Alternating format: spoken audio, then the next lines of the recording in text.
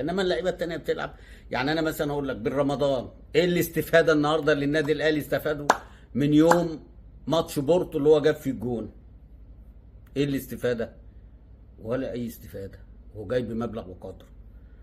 زيزو مش هتاخدوا منه كوره طول ما هو بيفكر في الفينا، طول ما هو بيفكر في جزيره والله العظيم ما هتاخدوا منه كوره. او انا عندي حل، خلي ماتشات الاهلي قبل ماتشات الزمالك عشان ما يتفرجش ويتاثر وينزل تشوفوه بالمستوى ده. هتقول لي اصل بيلعب وهو مصاب، ما يلعبش احسن.